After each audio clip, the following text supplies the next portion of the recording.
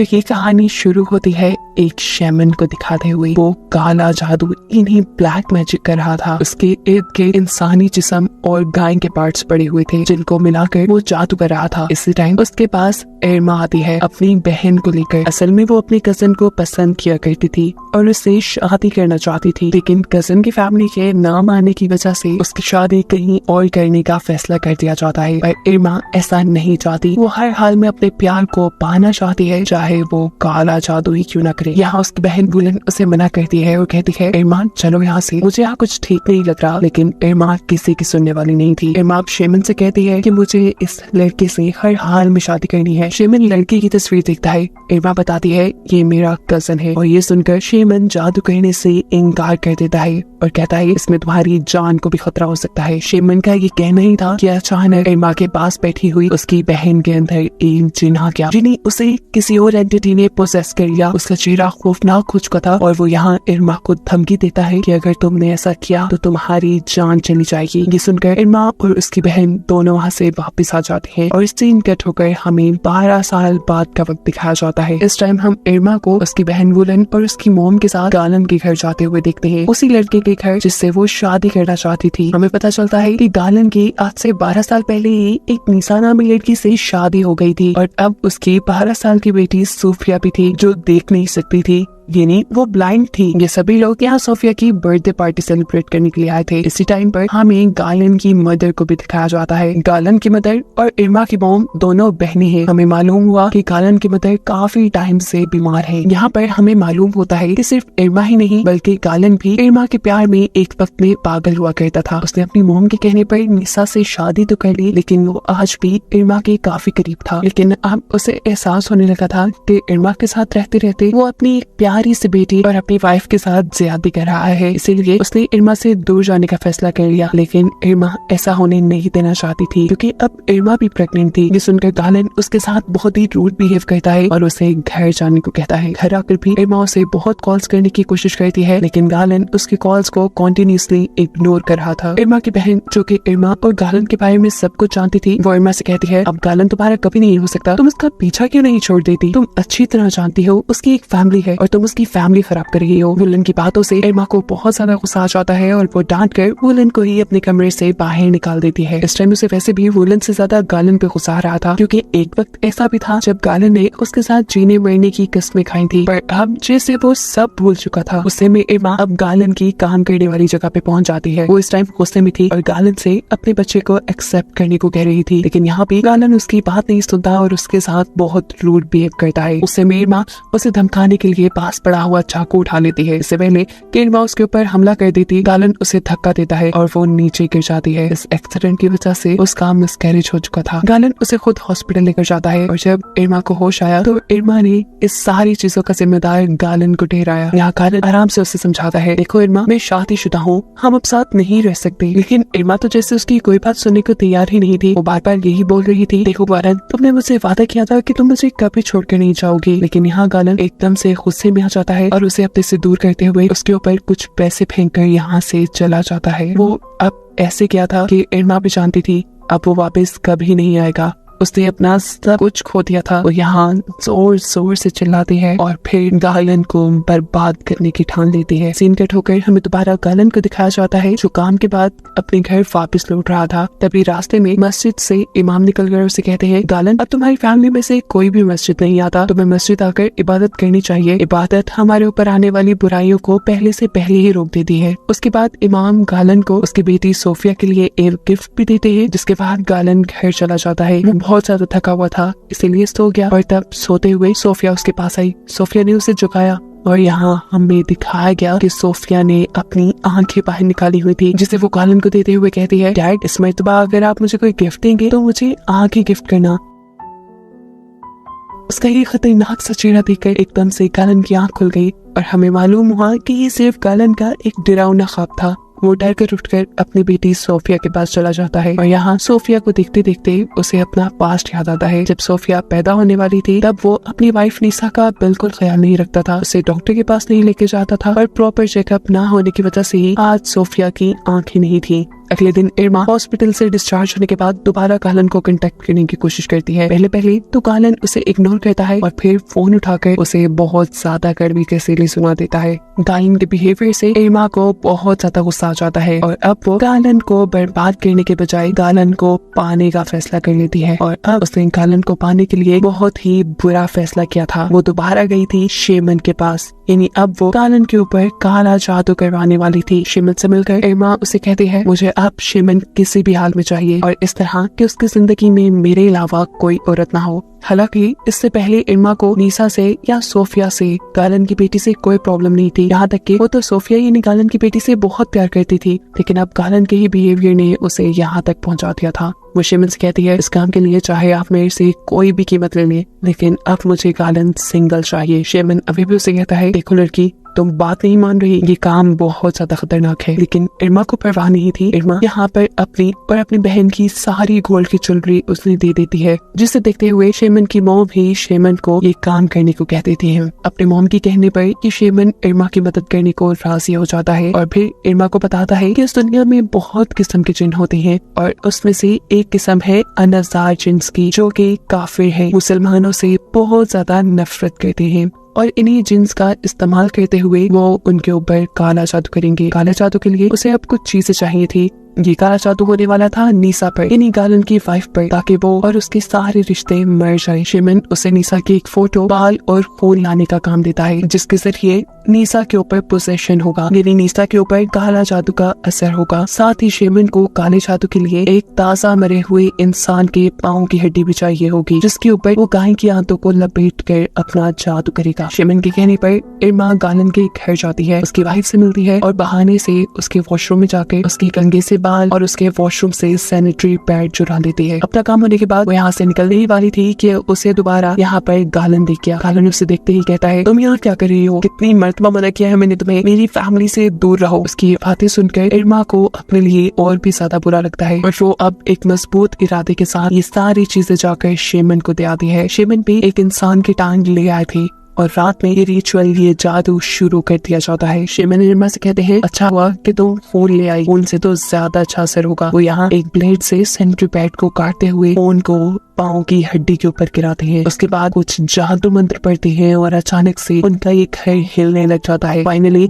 यहाँ वो जिन आ चुके थे, जिनकी हेल्प से इन्हें नीसा के ऊपर पोजेशन करवाना था। वो इन जिनों से, जिनों की लैंग्वेज में बात कर और नीसा को बर्बाद करने को कहता है। जिन उसकी बात सुनकर यहाँ से चले जाते हैं और शेमन इरमा को बताता है कि अगली 5 रातें नीसा के लिए इंतहाई मुश्किल रातें होंगी, जिसमें उसके सारे ब्लड रिलेशंस मारे जाएंगे। ऐसे इरमा की सारी ख्वाहिशात पूरी हो जाएंगी। पहली रात में हमें दिखाया जाता है कि नीसा जब नमाज पढ़ रही थी, एकदम से उसके सामने गाय के कटे हुए पार्ट्स आ गए, जिसे देखकर वो डर गई। जिसके बाद नीसा को ऐसे महसूस हुआ जैसे उसके ऊपर किसी ने बाल्टी भर के खून गिरा दिया हो। वो डर कर इतनी बुरी तरह चिल्लाई कि गालन यहाँ आ गया और जब गालन की नजर उसके ऊपर पड़ी तो नीसा के कपड़े बिल्कुल साफ थे, वहाँ कोई खून नहीं था। वो नीसा से कहता है चलो तुम आराम कर लो, मेरा ख्याल है तुम थक गई हो। अगली रात हम देखते हैं कि जादू का असर नीसा के ऊपर दोबारा हो रहा था। ऐसे में वो अपने और अपनी बेटी के डॉल के बाल काट के खा जाती है, जिसकी वजह से उसे उल्टी शुरू हो जाती है। जब वो होश में आई तो तब वो बहुत ज्यादा परेशान हो चुकी थी कि वो क्या उठपटांग की हरकतें कर रही है। वो इन चीजों के बारे में गालन को बताना चाहती थी, लेकिन गालन उसकी बातों पे ध्यान नहीं देता।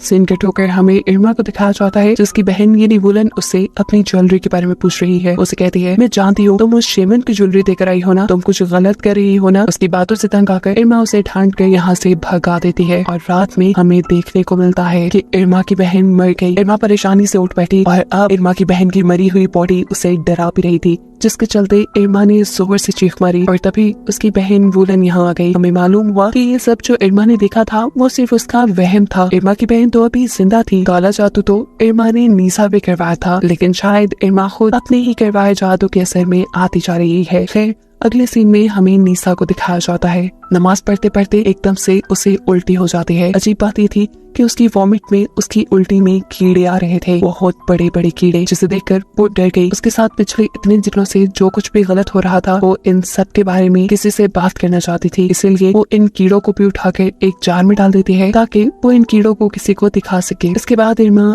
गालन की मोम के कमरे में जाती है। यहाँ वो आई तो उनका ख्याल रखने के लिए थी, लेकिन अचानक ही पता नहीं उसे क्या हो जाता है। ऐसे लग रहा था कि जैसे किसी चीज ने उसे पोसेस कर लिया, जिसके चलते वो गालन की मोम को मारने ही वाली थी। लेकिन तभी अचानक उसे होश आ गया। उसे समझ नहीं आ रही थी उसे ये सब क्या कर दिया। वो यहाँ गालन की मोम से माफी मांगती है और कहती है, मैं आपको मारना नहीं चाहती थी, पता नहीं मुझे क्या हो रहा है, मुझे खुद समझ नहीं आ रहा। इससे पहले कि कुछ और गलत होता, निशा बगैर वक्त जाए किए किसी से मदद लेने का फैसला करती है और बाथरूम में जाकर जब उस जार को उठाती है जिसमें उसने अपनी उल्टी में निकले हुए कीड़े बंद किए थे, तो वो ये देखकर हैरान हो गई कि वहाँ अब वो कीड़े नहीं थे। दूसरी तरफ गालन की मोम जो कि चल भी नहीं सकती थी, हमें दिखाया जाता है कि वो बिल्कुल सही चलते हुए किचन में आती हैं और गर्म खाने से भरा हुआ बर्तन उठाकर अपने ऊपर डाल देते हैं। निशा जो अभी भी बाथरूम से बाहर निकली थी, वो ये सब देखकर परेशान हो गई, क्योंकि अब गालन की मोम के पूरे जिस्म पे बड़े बड़े आंवले बन चुके थे। उनका जिस्म जल चुका था और कुछ ही देर में उनकी मौत हो गई। तीसरी रात में हमें दिखाया जाता है कि गालन की मोम का फ्यूनरल था और सभी यहाँ पर आए हुए थे। फ्यूनरल पर निशा एकदम से ही अपने ऊपर से कंट्रोल खो देती है, उसे कोई एंटिटी पोसेस करती है और इसी पोजीशन में वो गालन की मोम की डेड बॉडी को वहाँ से उठाकर दूर फेंक देती है। सभी लोग ये देखकर डर जाते हैं, सिवाय इरमा की जो जानती थी यहाँ क्या हो रहा है, और वो तो ये सब देखकर खुश थी। दिखाया जाता है कि यहाँ पर इमाम भी आए थे। वो निशा की ये हालत देखकर समझ जाते हैं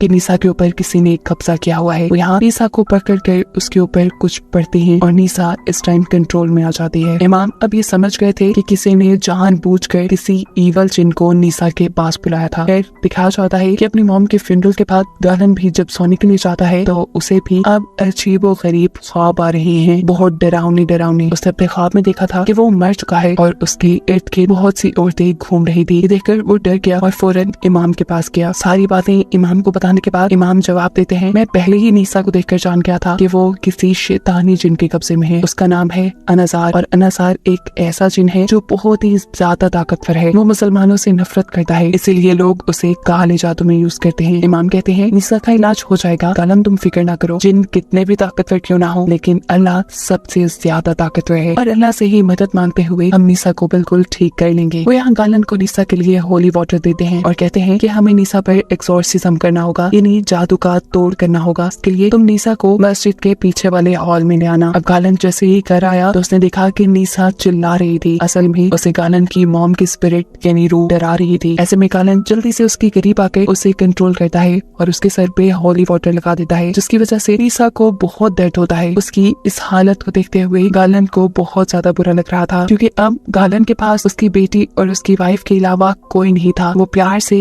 यहाँ निशा को सुलाकर रेडियो पे कुरान पाक चलाकर चला जाता है, लेकिन उसके जाते ही रेडियो बंद हो गया और निशा को जिन्होंने बुरी तरह पोसेस कर लिया। अब तो उसकी आंखें भी अजीब हो चुकी थी, उसके होंठ दांत काले और वो खुद एक जिन की तरह दिखने लगी थी। सीन कट होकर हमें इरमा की मॉम को दिखाया जाता है, जो गालन की मॉम की बहन थी। गालन की मॉम की मौत के बाद उनको भी बहुत ही डरावने ख्वाब आ रहे थे। आज वो भी किचन में किसी चीज को देखकर डर जाती हैं और जोर जोर से चीखें मारती हैं। उसके बाद वो पागलों की तरह अपने किचन के बर्तन तोड़ डालती हैं और उन्हीं बर्तनों का कांच खाते हुए उनकी भी यहाँ मौत हो जाती है। अपनी मॉम की मौत से इरमा बहुत ज्यादा डिस्टर्ब हो चुकी थी। वो जान चुकी थी कि उसने जो जादू करवाया है कहीं न कहीं उसका असर उल्टा पड़ता जा रहा है। इससे पहले कि कुछ और बुरा हो, वो वुलन यानी अपनी बहन को सब सच बता देती है कि हाँ, उसने शेमन से मदद ली थी, उसने शेमन से जादू करने को बोला था, लेकिन शेमन ने कहा था कि इस जादू के बाद सारी मौत निशा के घर पे होगी, निशा के ब्लड रिलेशंस बनेंगे। लेकिन यहाँ तो उल्टा ही होता जा रहा है। यहाँ पर मेरे ब्लड रिलेशंस बढ़ रहे हैं, जैसे मेरी मॉम और उनकी बहन, और अब जो जिंदा बची थी वो वुमन यानी उसकी बहन थी। वुमन भी ये सुनकर बुरी तरह डर गई। वो अब इरमा को अपनी से दूर कर रही थी, लेकिन इरमा उसे कहती है, वुमन मेरी बात सुनो, मेरा यकीन करो, मैं सब ठीक कर दूंगी। सीन कट होकर दूसरी तरफ हम गालन को देखते हैं, जिसे आज निशा को इमाम के पास लेकर जाना था। इमाम ने उन्हें कहा था कि तुम फिक्र मत करना, अल्लाह हमारी मदद करेगा और हम उस जिन को हराने में कामयाब हो जाएंगे। गालन भी जवाब में सर हिलाते हुए नीसा को अपने घर लेने चला जाता है। जहाँ रास्ते में उसे इरमा मिलती है। असल में इरमा उसे सब सच बताने आई थी। ये सब कुछ जो हो रहा है वो उसके करवाए काले जादू की वजह से हो रहा है। सच्चाई सुनते ही गालन का गुस्से से बुरा हाल हो जाता है। अब आज काले जादू की 5वीं रात भी आ चुकी थी और ये सबके ऊपर बहुत भारी पड़ने वाली थी। यहाँ दिखाया जाता है कि इरमा सब कुछ रोकने के लिए शेमन से मिलने के लिए जा रही है, लेकिन अचानक से उसकी बहन बुलन पोसेस होकर उसी के ऊपर हमला कर देती है। उसे डरते हुए इरमा वहाँ से भागकर बाहर निकल जाती है और बुलन भी बाहर आ गई थी। वो अब इरमा के बहुत करीब आकर उसे कहती है, देखना आज मैं भी मर जाऊंगी। ये कहते ही वो वहाँ दरख्त पर चढ़ गई, जिसके बाद उसके बाल दरख्त की टहनियों में फंस गए और एकदम से उसने दरख्त से जंप कर दी, जिसकी वजह से उसके बालों के साथ साथ उसकी सर की खाल भी उतर गई और बहुत ही बुरे तरीके से उसकी मौत हुई। ये सब देखकर इरमा तो जैसे पागल ही हो गई थी। वो अब जल्द से जल्द शेमन के पास जाकर ये सारी चीजें रुकवाना चाहती थी ताकि एटलीस्ट उसकी जान बच जाए। जबकि दूसरी तरफ हम देखते हैं कि इमाम साहब नीसा का एक्सॉर्सिज्म भी शुरू कर चुके थे। जैसे जैसे वो मुस्लिम्स की होली बुक यानी कुरान पाक पढ़ते रहते हैं, इरमा की हालत बिगड़ती रहती है। उसको जिन्होंने पोजेस किया हुआ था वो यहाँ कंट्रोल से बाहर हो जाते हैं और इस जगह मौजूद सभी इंसानों के ऊपर हमला करके उन्हें मार डालते हैं। इधर इरमा जो शेमन के ठिकाने पे पहुंच चुकी थी, शेमन उसे वहाँ कहीं नहीं मिलता। एकदम से नेगेटिव एनर्जीज उसे ही अपने कंट्रोल में ले लेती हैं। उसका जिस्म अकड़ जाता है, हड्डियां मुड़ जाती हैं, कमर टूट जाती है और ऐसे ही एक एक करके उसकी सारी बॉडी टूट कर उसकी भी यहाँ बुरे तरीके से मौत हो जाती है। यहाँ मस्जिद में नीसा जिनों के जरिए बहुत से लोगों को मारने के बाद अब गालन को भी पकड़ चुकी थी। इससे पहले कि वो गालन को भी मारती थी, यहाँ इमाम उसे बेहोश कर देते हैं। लेकिन उसे बेहोश करने के बाद भी ये लोग देखते हैं कि यहाँ सारे बुरे काम वैसे ही चल रहे थे और तब इमाम की नजर जाती है सोफिया पर, यानी नीसा की बेटी पे। और सबसे बड़ा सच ये रिवील होता है कि जो जादू इरमा नीसा के ऊपर करवा कर आई थी वो जादू तो नीसा के ऊपर हुआ ही नहीं था बल्कि सोफिया के ऊपर हो गया था और जिन्होंने सोफिया को ही पोजेस किया हुआ था। और इसकी वजह ये थी कि इरमा ने बाथरूम में से जो सैनिटरी पैड और जो बाल उठाए थे वो नीसा के नहीं बल्कि सोफिया के थे। इसी वजह से नीसा के बजाय सोफिया के सारे ब्लड रिलेटिव्स मारे गए थे, जिसमें इरमा की भी फैमिली शामिल थी। यहाँ सोफिया गालन को मारने लगती है, जिस पर गालन उससे माफी मांगते रह जाता है, लेकिन सोफिया एक नहीं सुनती और बेरहमी से अपने डैड को मार डालती है। यहाँ इमाम जब नीसा को छोड़कर सोफिया के ऊपर एक्सॉर्सिज्म करते हैं तो ये एक्सॉर्सिज्म काम कर जाता है और जिन सोफिया को छोड़कर चले जाते हैं। ये हकीकत अगर इन लोगों को पहले पता चल जाती कि जादू असल में सोफिया के ऊपर हुआ था तो ये लोग काफी लोगों की जान बचाने में कामयाब हो जाते, पर अफसोस अब काफी लोग मर चुके थे। कहानी के आखिरी सीन में हमें दिखाया जाता है कि अब नीसा जिंदा है, लेकिन बहुत ही बुरी हालत में। वो हॉस्पिटल में एडमिट है और तभी उसके पास सोफी आई है। सोफी की हालत अभी भी खराब थी। उसका खौफनाक चेहरा ये बता रहा था कि अभी भी जिन्होंने उसे पोसेस किया हुआ है और अब वो अपनी सबसे करीबी और आखिरी ब्लड रिलेटिव यानी अपनी मॉम को मारेगी, जिसके साथ ये कहानी यही खत्म हो जाती है।